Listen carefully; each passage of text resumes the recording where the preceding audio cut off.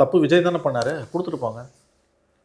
இவ்வளோ பெரிய detail order போட்ட பிறகு ஏன் போய் நிற்கிறீங்க? ஒரு ரிட்டையர்டு சுப்ரீம் கோர்ட் ஜட்ஜை வச்சு ஒரு கமிட்டியை போட்டு மானிட்டர் பண்ண சொல்லி எஸ்ஐடியை ஃபார்ம் பண்ண பிறகு எப்படி உங்கள் அந்த உத்தரவை சுப்ரீம் கோர்ட் வாபஸ் வாங்கணும்?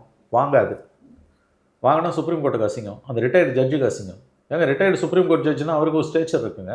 அவர் வந்து 4 நாள் விசாரணை பண்ணிகிட்டு இருக்காரு. அன்றைக்குமா இன்றைக்கி என்னமோ கிளம்புறாரு, அவர் நேற்று கிளம்பியிருப்பார். அப்போ அந்த கமிட்டிக்கான மரியாதை என்ன? அருணா ஜெகதீசன் ஸ்பாட்டில் முளையிலே கிள்ளி எரிஞ்சாச்சு.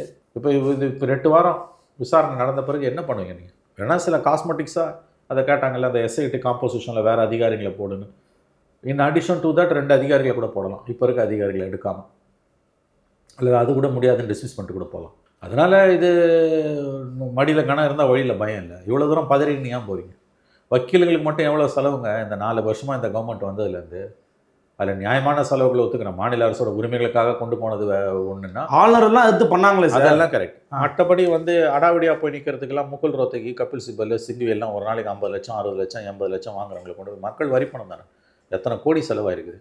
திமுக காசு இல்லைல்ல, அது அரசாங்கத்தோட செலவு. திமுக துட்டு நம்ம ஏன் கேட்போம்? திமுக காசு கிடையாது, மாநில அரசாங்கத்தோட காசு. அப்போ இவ்வளோ தூரம் பொருள் செலவு பண்ணி எஸ்ஐடி போடுறாரு ஜஸ்டிஸ் சுப்பிரமணியம் கிட்னி ராக்கெட்டில், மாநில அரசோட அதிகாரிகளை வச்சு தான் கோர்ட் மானிட்டர் பண்ணுன்றாரு. அதை எதிர்த்து கோர்ட்டுக்கு போகிறீங்க? சுப்ரீம் கோர்ட்டுக்கு கோர்ட் தான் மானிட்டர் பண்ணுதில்ல.